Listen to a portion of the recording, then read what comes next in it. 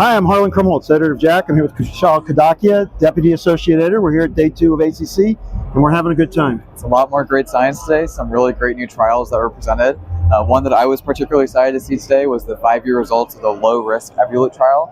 This is a trial that took patients with severe aortic stenosis that were at low risk for intervention and randomized them to either TAVR or SAVR. And what we see at 5 years is an affirmation that for these patients, intervention does really improve their quality of life, that we see similar rates of all-cause mortality and disabling stroke across both groups. Well, and we really see that this is now an option. People can choose one or the other. The main outcomes were the same at 5 years. Exactly. It's really important to look at 5 years because we really need to see that trajectory. So that was a great study. And that's a study that's simultaneously published today in JACC and now live on ACC.org.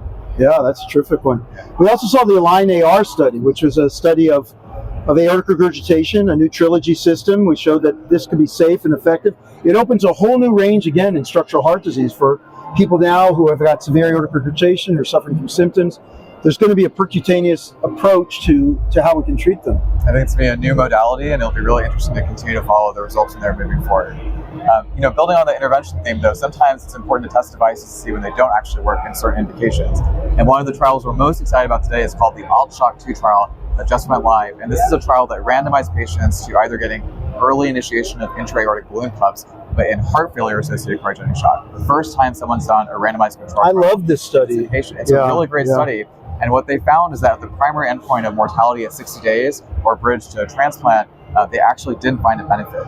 And so that lets us know this trial, which was stopped early for futility, maybe doesn't have a real role for an indication. So it's very difficult to test that kind of stuff. Well, I think people looking at this have got, raising a lot of points about the trial, are bringing up the possibility that, there may be, we need more studies, we need more people. And I absolutely agree with them.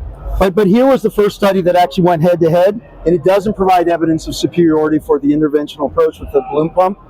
I think we got to pay attention. I think so too, and I think it's really the kind of practice-changing stuff that you see at ACC.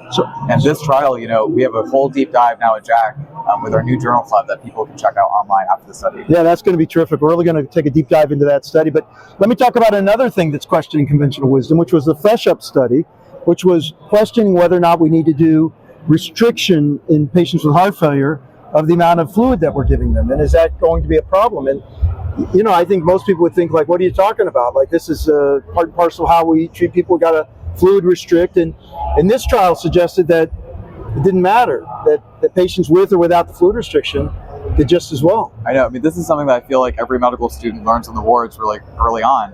And it's how important it is to always be testing conventional wisdom to see, is the actual evidence hold up to what we think is the theory.